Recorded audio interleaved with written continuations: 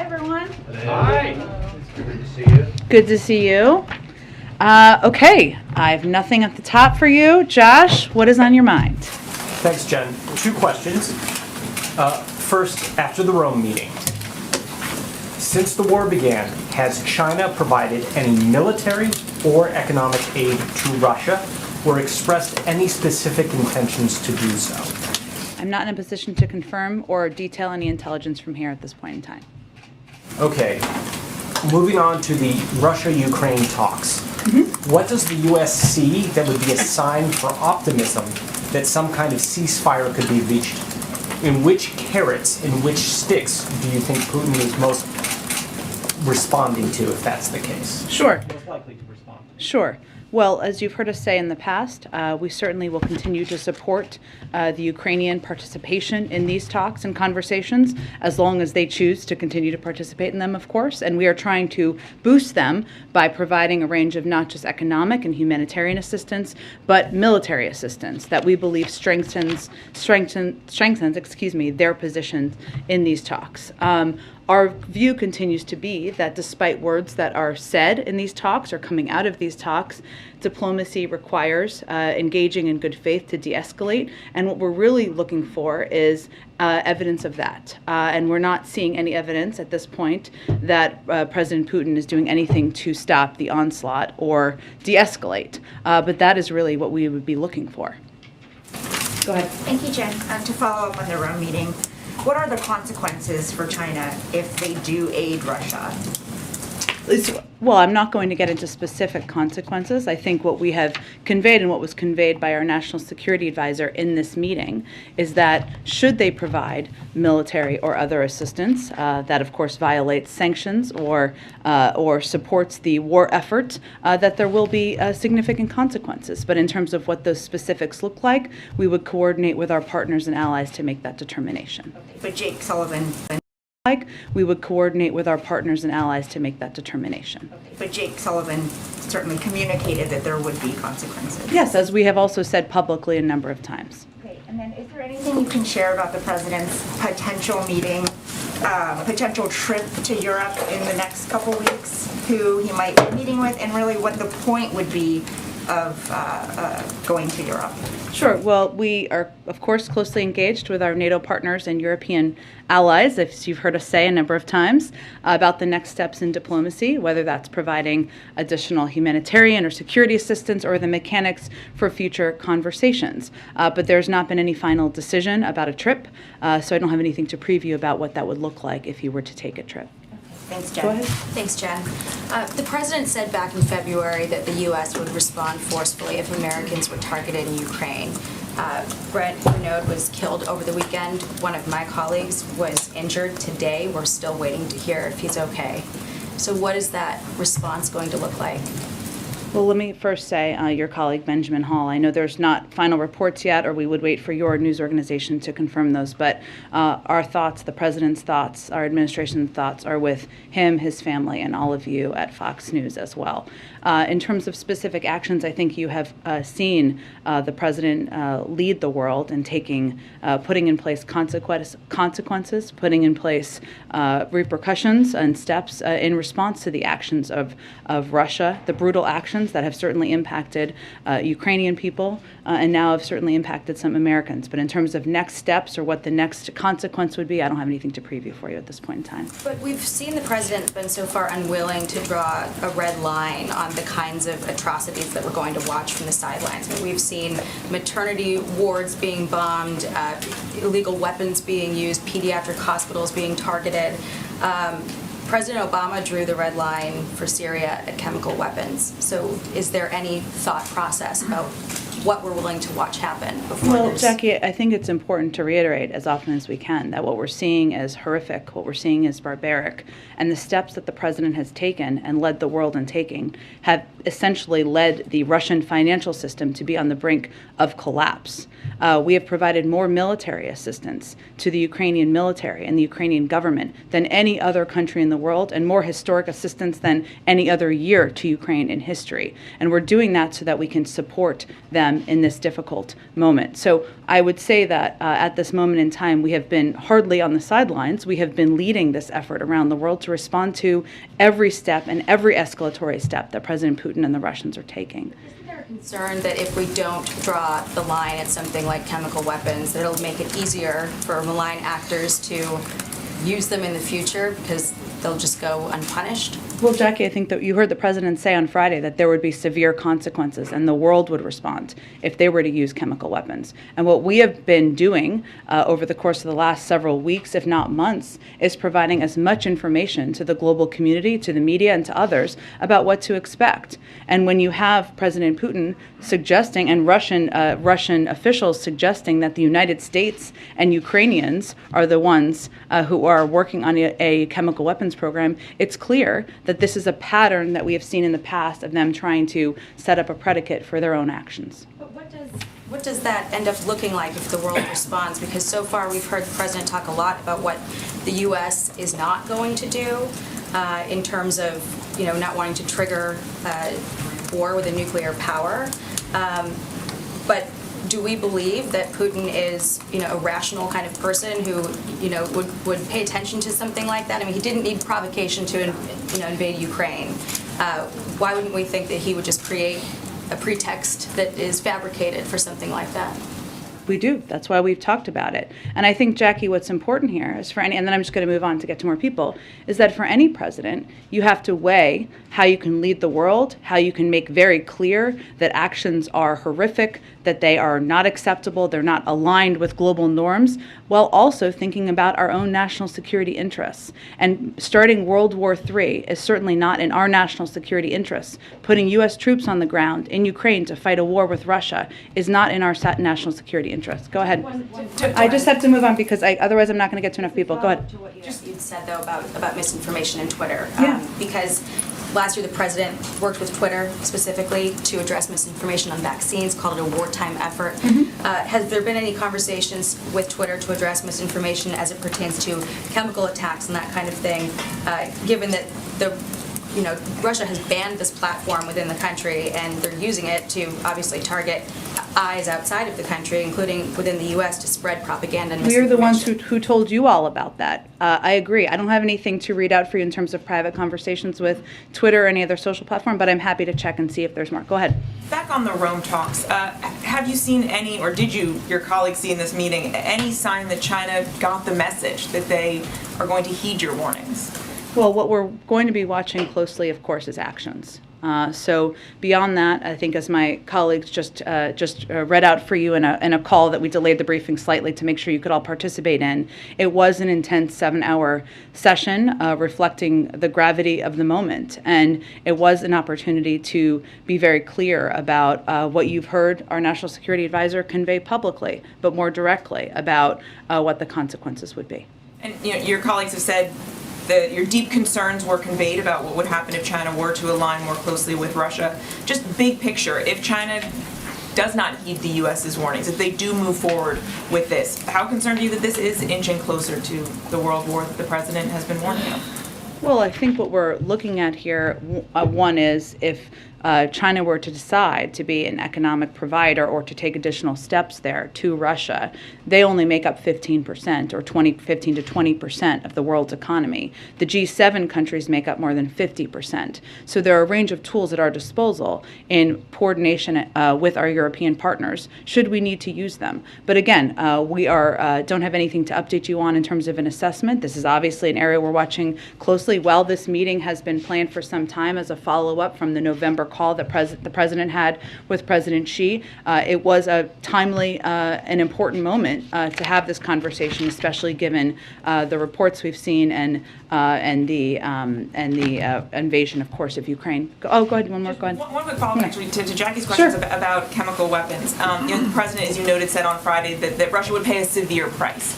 What would that price look like? Are we talking in the realm of more sanctions? Can you give us sort of any big picture about what that would entail? That would be a conversation that we would have with our partners around the world, but there's no question if Russia were to decide to use chemical weapons, there would be a severe reaction from the global community. Go ahead. So when you talk about kind of the possibilities for China if they don't go along with what you've asked, would you say, like you've said with Russia, that everything is on the table, including ending trade negotiations, sanctions? Is that all on the table? I'm just not going to be in a position to detail it further from here. We'll see. We'll keep having this conversation over the coming days. But you won't do nothing if China decides to provide military We've been clear support there would be consequences. that you all would initiate. Yes. Okay, and then what's kind of your thinking about what an end game looks like as far as these conversations with China? Do you want them to shift their strategic priorities and not have a relationship with Russia that it does now, or are you looking for something more modest? Less about changing their mind and more about making clear with them what the consequences would be should they take additional actions to support this invasion.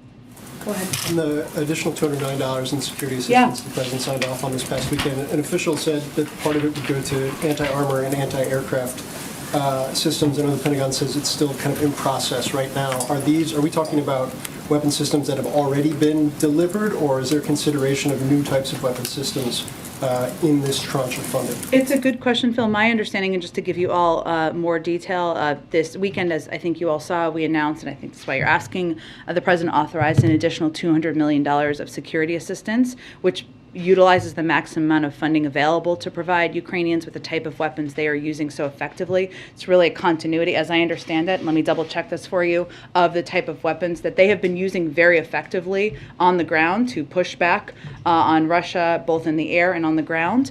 So that includes, as you noted, anti-armor, anti-tank, and air defense capabilities and ammunition of other types, and other types of assistance to address the armored, airborne, and other threats that they are facing. But my understanding, Phil, is it's a continuation of the types of security assistance that that we have been providing, and of course the President is looking forward to. There's a significant amount of funding, as I think you all have noted, in the omnibus for Ukraine, which would enable us to provide even additional assistance to add to that package. Okay, and then just a quick follow-up to one of Josh's questions. Deputy Secretary of State this weekend said, quote, she's seeing some signs of willingness to have real serious negotiations. I think that differed a little bit from what we've heard from officials about the Russian posture up to this point. Can you elaborate on what the signs may have been seen in terms of giving this Deputy Secretary of State that view of things? Well, she also said that they would have to back any words with actions, essentially, which I think is an important context, right? They did have talks today. There have been reports that they will have additional talks. We have been very appreciative of the efforts of our allies, France, Germany, Israel, and Turkey, and others to be participants in these talks at times or engage in these talks at times. But again, diplomacy requires both sides engaging in good faith and to de-escalate. And what we're really looking for is specific delivery of actions. I think it's important to remember that there have been 5 or 6 attempts to implement a humanitarian corridor. Those have not been effective. Those have not worked. You've seen through video footage and others reports that those that has not been abided by. So that is where we are keeping our eye and focus. Go ahead, Kelly. Do you get a sense that as this conflict with Russia and Ukraine is happening, that other actors that are adversaries to the United States, China, Iran, North Korea, are also testing the West with China's work with Russia as you're dealing with that, perhaps with Taiwan, Iran with its rockets, North Korea also showing its provocative nature. Is there a test of the West coming from some of the adversaries of the United States? We have not assessed those to be related, as you have said. I mean, if you look at the missile strike that we saw over the weekend, no U.S. facilities were hit, no personnel were harmed. We were not the targets of that. We have obviously seen tests and information we put out publicly as it relates to North Korea. We've seen dozens of tests over the course of past administrations as well. So I would say we are not assessing it through that prism. Has the administration reached out to American companies that have property, infrastructure in Russia to expect that to be nationalized by Russia and to lose those assets in Russia? We have been, of course, engaged with U.S. companies, not encouraging them. Obviously, we've publicly applauding them, but they're going to make their own decisions as private sector companies. We've also conveyed, as we did publicly, I think on Friday, that there would be, we would certainly look to consequences should that happen. Go ahead. The former White House COVID advisor, Andy Slavitt, has a Twitter thread today in which he talks about the potential for an increase in COVID cases this spring. He says, based on European case increases, the U.S. could see a new rise in COVID cases. Are you confident the administration has the real-time data it needs to provide the best information possible to the public? To assess data? Yes, we are. I would note that I did not see his thread, but let me know, and I'm not sure if it was related to the BA2 variant. Was it related to the BA2 variant? Okay. What we do know about the BA2 variant, which I think is important context for people, is that it's circulated in the United States for some time. We've been watching it closely, of course. We currently have about 35,000 cases in this country. We expect some fluctuation, especially at this relatively low level, and certainly that to increase. I would also note that while BA2 is a more transmissible version of Omicron, the tools we have, including mRNA vaccines, therapeutics, and tests, are all effective tools against the virus. And we know because it's been in the country. And so as we're watching, and I think a lot of the reporting has been about, of course, the UK, but also China. And China has a zero tolerance policy, as you all know, but they also did not conduct their vaccination and booster campaigns with mRNA vaccines. So that is important context, too, as you're seeing the impact. What I would note, just to go back to your earlier part of your question, is that we are still pressing. The place where it is concerning is the fact that we need additional COVID funding. And we have talked about this. We talked about this a little bit in the past, but last week, all running together. But without COVID response resources and additional money, there could be immediate impacts on testing capacity. The uninsured fund, which offers coverage of testing and treatments for tens of millions of Americans who lack health insurance, and on our supply of monoclonal antibodies. And that means that some programs, if we don't get funding, could abruptly end or need to be pared back. And that could impact how we are able to respond to any variant, of course. I do just want to ask you one more quick question. We noticed the president, when he came on stage today at the Marriott, had a mask on. Is that something he's been advised to do, or is that something he just feels more comfortable doing? Often he does that when it's required by a specific event, as he did when he went to Texas last week. I can certainly check on that. He was tested yesterday and tested negative. Go ahead. Thanks, Jen. So on Ukraine, the president has made clear that he sort of has a red line with Russia in terms of not wanting to do anything that would get into a direct confrontation or lead to World War III, as he puts it. I'm curious, and you're not sharing specifics, but in broad strokes, does he have a similar red line now with China assisting Russia? And does he not want to get into a direct confrontation with China? And are there certain things he's not willing to do because of that? Let me see if I can answer your question, but tell me if I'm not. We don't like red lines around here, so I'm not going to use that phrasing. But you are obviously correct that he's been very clear and consistent about that he does not have the intention of sending U.S. troops to Ukraine. That has not changed. I would look at, while we are certainly watching closely the actions of China, whether that is support of any kind, in support of any kind for Russia, and certainly there would be consequences to that. I do think we look at it through a slightly different prism. I mean, Russia is invading Ukraine actively, so I'm not sure if I'm answering your question or not. Sort of, just to follow up, I mean, no ground troops in Ukraine, but also there have been other things such as not enforcing a no-fly zone or not providing the fighter jets that the president has been reluctant to do. So again, you said you're not sharing specifics. You said, Jake Sullivan said significant consequences for the Chinese, but I'm wondering if there are certain things that you will not consider because it could lead to a direct confrontation with China that you're reluctant to get into, the same way you are with Russia. I just think we look at it slightly differently. I mean, why the president has been so clear about not sending U.S. troops is obviously because that would be a military conflict. We're not fighting, obviously, there's no military conflict at this moment with China, nor are we predicting that. So I think it's slightly different. Sure. Different topic. How high is the administration expecting gas prices to go? And how much, is there a limit, not a red line, but a limit at what you think the U.S. public can bear? This just flows off the tongue. It's okay. So it's a good question. I don't have a prediction from here in terms of what it could look like. There are outside predictors, of course, and obviously what we're trying to do is mitigate the impact. And you've seen, of course, the price of oil go down. down a little bit, and the president will continue to look at a range of steps that he can take, whether it is engaging through his team or through even himself personally with big global producers, or it is looking at a range of domestic options. But we've seen it go up. I mean, we look at a lot of the same data you look at, AAA and other data, that it shows us how much it has gone up since the period of time when Russian troops lined up on the border. But in terms of how far, we still believe it will continue to go up, but we're trying to take steps we can take to mitigate that and reduce it. Go ahead, Mara. Thank you. I understand you don't want to lay out what the severe consequences would be if Russia used chemical weapons, but I guess what I'm confused about is we know there's not going to be any U.S. troops, no jets, no no-fly zone.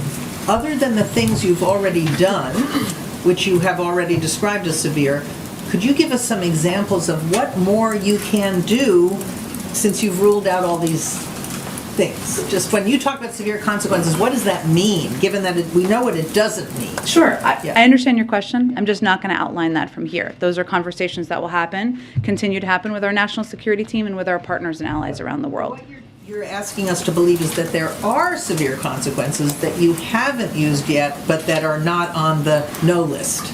Correct. Okay, but you won't tell us what kinds of things those might be. We're going to have those conversations privately through our national security team and with our partners around the world. Okay, but do you, I guess what I'm wondering, what about the argument that there just aren't any more severe consequences for you to use because most of the severe ones you've ruled out? That's inaccurate. Go ahead. Just on the Fed nomination. Yes. Does the White House have any assurances from any Republican senators that they would support Sarah Bloom Raskin's nomination? And did Senator Manchin give the president or anyone in the administration a heads up about his opposition to her nomination? I'm trying to figure out if that was a surprise. Sure, I understand your question. We were aware of his position in advance of Senator Manchin's announcement. She is one of the most qualified individuals to ever be nominated to this position, and so where we are now is our focus is on continuing to work with Chairman Brown to garner bipartisan support, but I don't have anything to read out for you on that front at this point. How did Senator Manchin make you aware of his opposition? Was there a call to someone in the White House? Did the president know? What did that look like today? I'm just not going to detail more specifics. Okay, and just one last question, if you don't mind. How is the administration preparing to respond to the potential supply chain shock, posed by China's decision to lock down the tech production hub in Shenzhen? So we are, of course, monitoring this incredibly closely, and our team is quite focused on it. What I will say is that because of the steps we've taken and a number of steps we've taken to better prepare and strengthen the supply chain, we feel that that has helped us, will help us sustain. But in terms of right now, we're basically in the stage where we're monitoring with the State Department. What we're looking at is, of course, as you know, the impact on some of these ports around where the impacted areas of China. And we know here that, of course, our port action plan and the work of our supply chain disruptions task force, that we have a strong inventory that we can rely on. It's about 90% of goods at groceries and drugstores are in stock currently. And we've also reduced the number of import containers sitting at the docks for over 9 days by over 60%. But in terms of specific impacts of ports in China, we're monitoring it, and we don't have a new assessment at this, in addition, up-to-date assessment, I should say, at this point in time. Go ahead. Thanks, Jen. Is it the U.S. assessment, just to be clear, that Russia is deliberately targeting civilians in Ukraine? Well, this is part of our assessment and review as we're looking at how whether we will designate as a war crime, and we look at this through a legal process internally. Obviously, the targeting of civilians, and we have seen a range of very concerning video reports. Other would be categorized in that through that as in that phrasing, but we have a process that we're still working through here. Last week at a briefing, you told us that us as reporters should, quote, not focus a lot of our conversations about the future of the United States importing oil at this point from Venezuela. Mm-hmm. Were you ruling out that the U.S. would import oil from Venezuela? I'm saying it's not an active conversation at this time. Hi, thanks. Does the White House have any reaction to Jenny Thomas acknowledging that she attended the January 6th rally? I do not. And just kind of on that, does her attendance there raise any kind of concerns about the independence of the Supreme Court? potential conflicts of interest, anything like that? I just don't have any more comment on it at this point in time. Go ahead. Hi, Jen. For the second time in 2 weeks, a group of hundreds of Haitian migrants has landed by boat in the Florida Keys. Given the surge we saw last year in Del Rio of Haitian migration, what is the administration's reaction to these landings? Are there any plans to send any assistance either to Haiti or Florida? I'm sure we can get you an update on the humanitarian assistance we provide directly to Haiti. We are the largest, if not one of the largest providers of humanitarian assistance in the world. In terms of the individuals arriving, I think in Florida, as you said, I would really point you to the Department of Homeland Security. We are still applying Title 42, and so that applies no matter which country you're coming from. Go ahead. Hi, the president of Colombia said last week that he had offered President Biden the possibility of supplying more Colombian oil to the U.S. as an alternative to Venezuelan oil.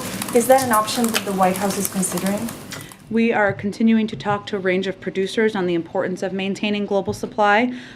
This is not, as you know, about just the supply in the U.S., but about ensuring there's supply for the global market. And we do appreciate our partnership with Colombia, and President Biden did discuss a range of issues like economic recovery, energy security during their conversation. But beyond that, I don't have an update on what that might look like. Would you say that it is under active consideration? Again, they had a wide-ranging conversation, a very constructive conversation. This is really about supply in the global markets, but I don't have an update at this point in time. Follow-up, Chevron is preparing to take operating control of its joint ventures in Venezuela. Reuters just reported that in case the U.S. would grant them special license to operate. Is that something that's on the table? I think I just answered it a few minutes ago. Go ahead. Go ahead. Yeah, thanks, Jen. You said earlier in the press briefing that quote, nothing has been decided about President Biden traveling to Europe. Can you confirm that such a trip is under consideration? We discuss a range of ways and mechanics for engaging with our friends and partners around the world, but I don't have any more specifics for you at this point in time. And this morning, Leader Schumer and Speaker Pelosi announced that President Zelensky of Ukraine will be delivering an address to the full House and Senate on Wednesday morning. What's the White House reaction to this address? Are there any concerns that the White House has about the Ukrainian president speaking directly with Congress as opposed to the White House on its various positions and requests? We speak frequently with President Zelensky. The president spoke with him, had a lengthy conversation with him directly on Friday, and we're in touch with Ukrainian government officials nearly every day, if not every day. We certainly support leaders in Congress inviting him to address a joint session, and I would again reiterate that there's strong bipartisan support for Ukraine, for the leadership and the bravery of President Zelensky, and we'll all look forward to watching his speech on Wednesday. And then finally, on Sarah Bloom Raskin and Senator Manchin's announcement that he doesn't support her confirmation, does the White House still see a path to getting her confirmed in the evenly divided Senate? We are going to continue our work with Chairman Brown to garner bipartisan support. But again, she is one of the most qualified individuals ever to be nominated to this position. So that's where our focus is. Still and believe that you could get her confirmed? Yes. Okay. That is where our focus is. We wouldn't be pushing for bipartisan support if she wasn't still our nominee. Go ahead. Thanks, Jen. Two questions on WNBA star Brittany Griner. Last week you had said you couldn't comment on the case. Is there any update you can give now on the efforts the administration may be taking to secure her release? We do not have a Privacy Act waiver. And does the White House have any reason to believe that Griner is being used as a political pawn by the Russian government, or does the administration see this strictly as part of the Russian criminal justice system? We just can't speak any more to the reports of this case. Go ahead. Hey, Jen. Thank you very much, Jen. We'll come back to you. Go ahead. Thank you. On the possible trip to Europe, is President Biden considering visiting maybe perhaps the Ukrainian border and visit refugees, Ukrainian refugees, like other foreign leaders are doing? Is this something he would like to do? I just don't have anything more on the reports. We have a range of conversations with our NATO partners and European allies about the next steps in diplomacy, but I don't have anything to confirm for you in terms of the reports. And just one more, not just China, but some of the biggest countries in the world, like India or Brazil, some countries in Latin America, like Mexico, they are not part of this economic warfare against Russia. Is this something that undermine the effort from this White House and European countries? I would say it doesn't undermine our efforts. We've been working to build a global coalition far beyond the G7 and our NATO partners, and had a great deal of success in that. And every country has to decide where they want to stand, where they want to be as we look and the history books are written. Go ahead. I think we got to move on. We got to get around. Do you just believe this economic pressure will stop Vladimir Putin from his invasion? Well, I think as we've seen, the impact of the president's leadership on the global stage and the economic consequences that have been put into place have led Russia and the Russian economy to be on the brink of collapse. And there's no question that over time that will have an impact. Go ahead. Thank you.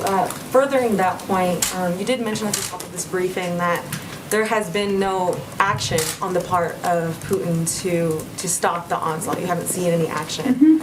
And that is after, again, all of these severe economic sanctions have been levied. And so, I'm wondering why the administration thinks that this threat of further severe action that is vague, that is unnamed, will deter him from using chemical weapons. Well, I think the reason that we spoke out last week about chemical weapons is because we felt that it was important for the global community to understand that they had the capacity, the capabilities, and that they have used them in the past. And at the same time, they were accusing inaccurately, they were spreading false information about the U.S. and the Ukrainians' intentions. That was the origin of why we were so outspoken last week. So this is more about us making clear to the world what we've seen as patterns in the past and what their capabilities and capacities are. Go ahead. Thanks, Jen. President Biden has repeatedly said no U.S. troops inside Ukraine. Are there any U.S. troops still training Ukrainians outside Ukraine? And if not, could that be a thing as we move forward? If this You mean in neighboring countries? Yeah, like bases outside Ukraine. And if it becomes a long-term conflict, as obviously many predict, would that be a thing the United States does? Let me check with the Department of Defense. We obviously had trainers on the ground for a period of time. Then we pulled them back. We obviously have a significant military presence in a range of countries in the region, but I can see if there's anything that we are looking ahead to. Would be considered an escalatory type of thing, a bit like the MiGs, which got complicated because no one knew kind of how to get them to the Ukrainians. Like if you had Ukrainian soldiers going into Poland, Sure. trained by U.S. troops to go back and fight Russians. I mean, I think really our focus right now is on providing them and continuing to expedite the military assistance to them. And the good news is that we still, through our coordination with them and our NATO allies, we're able to get them that assistance on the ground. They are actively fighting now, so that's where our focus really is at this point in time. Go ahead. Yeah, on the Federal Reserve, would the administration then support the 4 nominees who seem to have the votes to be confirmed to go forward and deal with the Raskin nominee after? Well, there's enough support to move all 5 nominees through the committee. So we think the Republicans should show up so that they can vote them through the committee. And on one last thing, the fact that China's in the conversation about helping Russia, should U.S. companies then look at maybe decoupling from China with their investments there and be cautious? What's the message that you have? Can you trust the Chinese? I don't think it's about trust, but we have not made an ask or a request at this point of that. Go ahead. Jen, thank you. At the Democratic retreat in Philadelphia last week, some of my colleagues were hearing a lot from Democratic lawmakers who want the president to do more by executive action, whether it's on immigration or whether it is on some of the other priorities of the administration. Did he have any conversations with the members there about possible further executive actions? And is there anything else that you're hearing from the members and those meetings with the Black Caucus and other members of Congress in the last week or two that may be coming forward?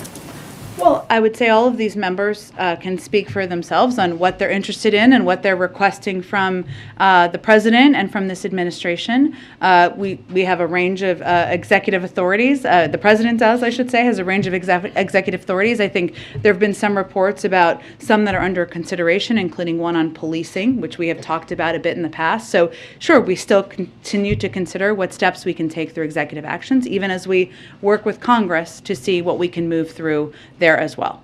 And I take it there's no update beyond the legal review continuing on the student loan? this question. I don't have an update at this point in time, no. Go ahead in the back. Go ahead. Thank you. Okay, and then I'll go to your friend next to you. Thank you very much. On North Korea, it is reported that North Korea's ICBM launch is imminent.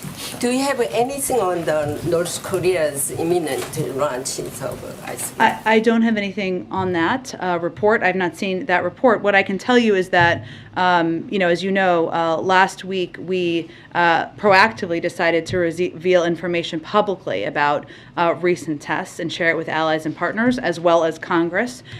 We have seen North Korea escalate its testing in different periods over the last 4 presidents, and this time North Korea hid these tests, unlike the fanfare over past tests. But I don't have anything to predict in terms of the future. I said I'd go ahead. Japan and some of the other treaty countries are increasingly alarmed after Afghanistan and this recent situation. Could you let the Japanese government know that the security treaty will be honored? And then second, for those of us that were embedded during the war, the whole situation with Afghanistan is quite personal. There's a large number of our people that helped us that are still left. Could you just update us on almost 6 months whether they'll be able to come back? Well, I would say on the second part, that is one of the reasons that we've worked so closely with our Qataris to maintain a diplomatic presence there, so that we continue to engage with neighboring countries to bring people home and help some of our partners and allies who stood by our side, fought by our side over the course of the 20-year war. That's ongoing. In terms of the numbers, I would point you to the State Department, who would have the most up-to-date numbers. I'm not sure I understand your first question.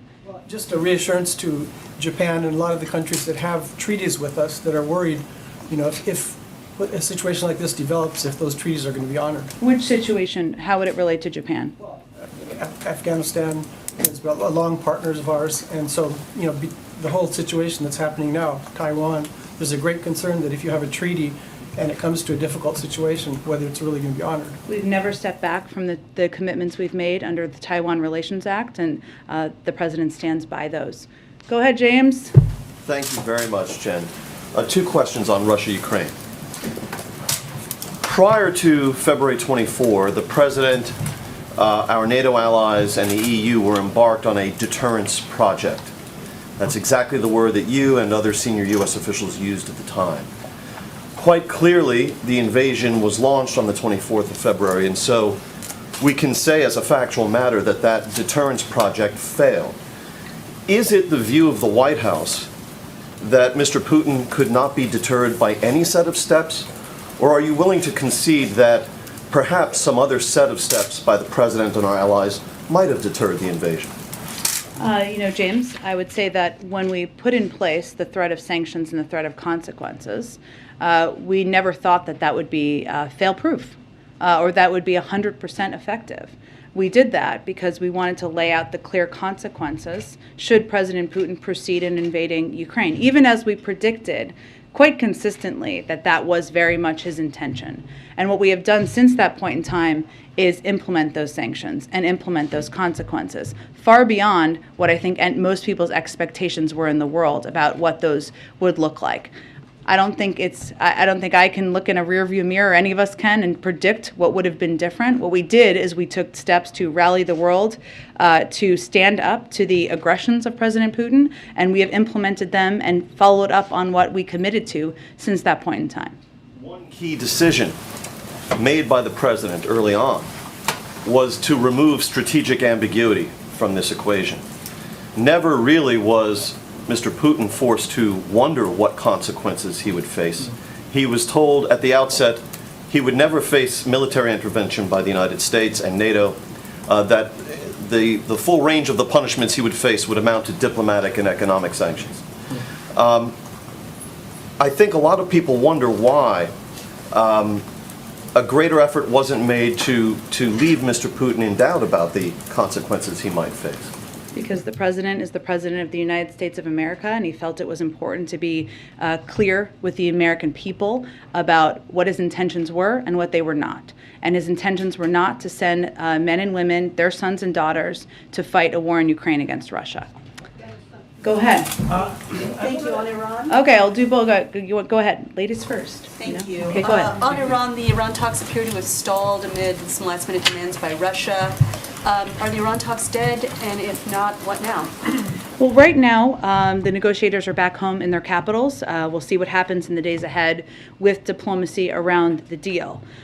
We continue to believe that, obviously a diplomatic path forward is the best path forward, but this is a natural part of the process. It is also standard for the most difficult parts of the conversation negotiations to be happening at the end. And then just on Ukraine, South African President Cyril Ramaphosa says he's been asked to mediate between Russia and Ukraine.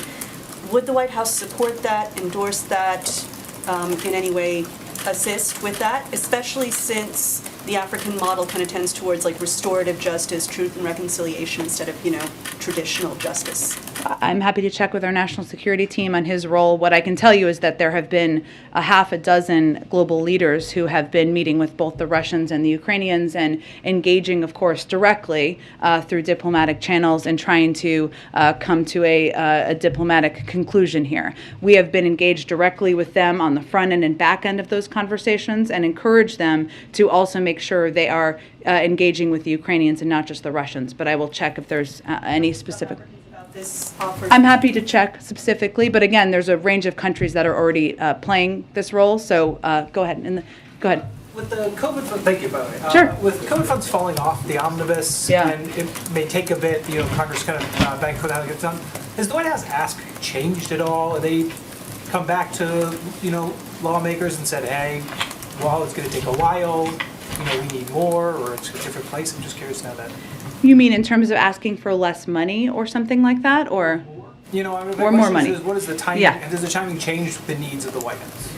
Well, the time. I mean, we're asking for money to meet exactly the needs that are going to start to come up soon in the coming weeks, even, and in supporting a number of the programs that have been pivotal to people across this country, especially people who are uninsured, people who are relying on access to free treatments, testing, vaccines. Obviously, these are programs that it's not only in the U.S. government's interest to continue, but it's in the interest of the American people, especially people who don't have the resources to cover and pay for a lot of these different treatments. We had requested $22.5 billion, I think you're aware, for immediate and urgent COVID response needs, because that is the funding we felt we needed. That does not mean it would cover the needs in forever. That would just be the needs we have at this moment in time. So these conversations are still ongoing with leaders in Congress. But we want to be very clear about the fact that some of these programs could abruptly end and be pared back without additional funding. You mentioned the uninsured for the HRSA program that reimburses for uninsured funds. You guys previously said that would end this month. Is that timeline still there? I mean, You mean if we don't have funding? Is it still the end of the month they shut that down? A lot of these programs could end quite abruptly, so it could, but I will check and see if that specific one would. Go ahead. Title 42, two related questions. Yeah. One of them, Democratic senators and congresspeople and activists are criticizing the president. During the campaign, he said that this Trump-era policy was inhumane, yet he's keeping it even though the country's opening again. But then a few days back, the CDC decided to let unaccompanied minors in. So the fear is that this is going to make a lot of parents just send their children by themselves and lead to another humanitarian tragedy at the border. Well, I would say first, as you've noted, the CDC makes determinations about Title 42. I think as it relates to the recent decision, I'd have to talk to the Department of Homeland Security specifically about that and how they're applying it or implementing it. As you know, our intention is certainly not to put more children in danger or put them, incentivize parents sending kids on a journey that's treacherous and dangerous across the border. But the president, he is implementing this because we are still in the middle of a public health crisis. That continues to be the case, as designed by the CDC. He still plans to reopen the border and make a more humane policy like he promised? That is what he proposed on his first day in office, and we were very supportive of the efforts in the Senate to do exactly that. And just because it's not done yet, it doesn't mean that we aren't going to stay at the fight to get exactly that accomplished and done. Is there any reason why you've not condemned racism against Africans in Ukraine. I understand that Ukrainians are the victims here. They are being bombed by Russia and they are being killed. But a lot of Africans there are facing racism. I know you are providing a lot of financial assistance to Poland and to Ukraine, but Africans there are being barred from even entering Poland. Why have you not officially, the White House, issued a statement condemning racism against Africans? We have, and I believe the State Department has, but we have spoken out against that and expressed concern about any reports of discrimination or at the border.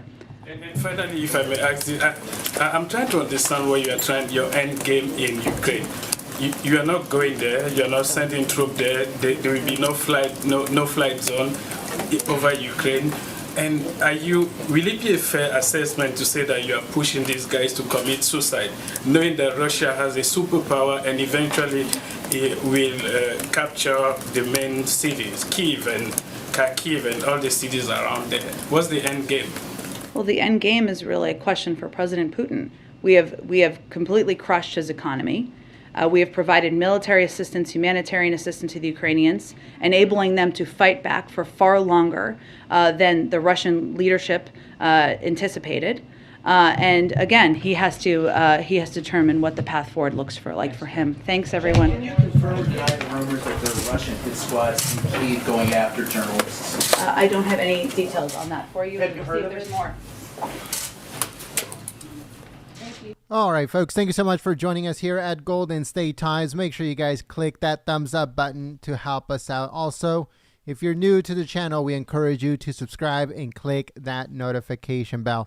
Once again, thank you so much for joining us here at Golden State Times, and we hope that you guys join us on the next one. If you guys missed the Pentagon press briefing and the State Department press briefing, it should be uploaded onto the channel so you guys can stay up to date on everything that is going on when it comes to the Russia-Ukraine situation. China now in the mix, as China is most definitely going to help Russia, send them ammunition, send them weapons, sending them all types of supplies.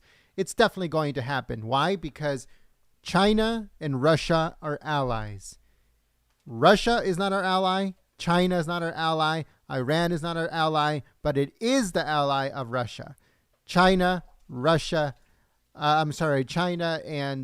Iran are both allies of Russia.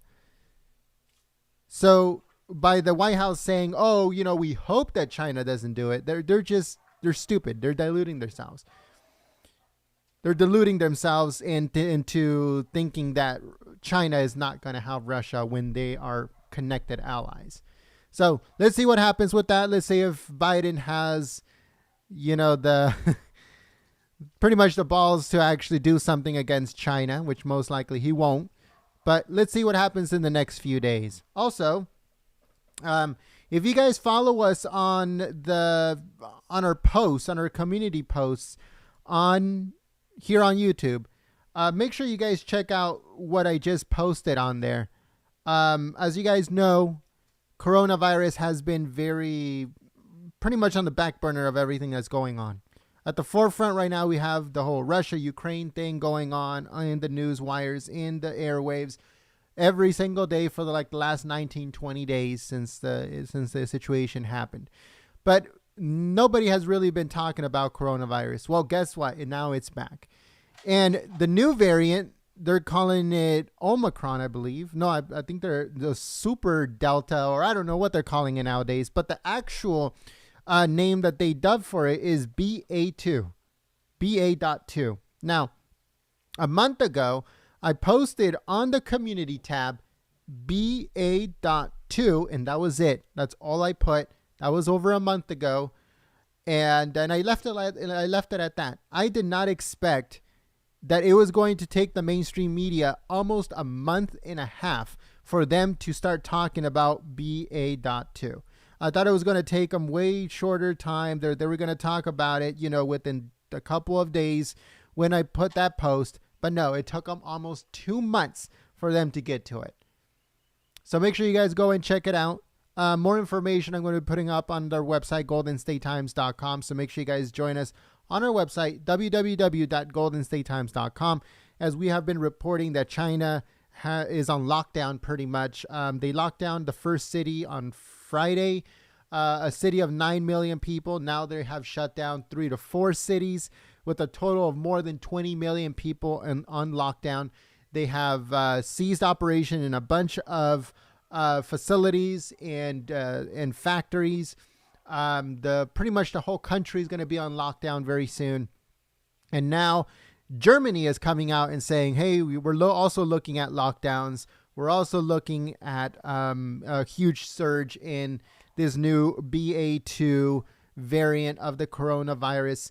And they're also looking at lockdowns and seizing of operations and stuff like that. Now, if Germany does it, then Italy will be next and the UK will be next.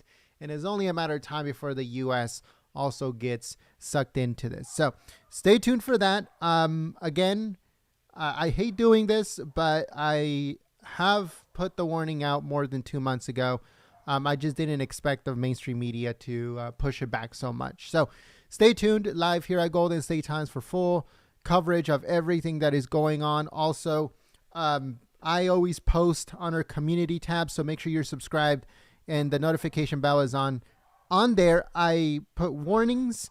I put stuff that is going to happen in the near future. I warn people about certain things that the administration and Democrats and people from around the world, like world leaders, are doing that is going to affect us both financially, physically, like this new outbreak, and what they're planning for the near future. So make sure you're subscribed, make sure the notification bell is on, and always check our community tabs because we always do updates on there.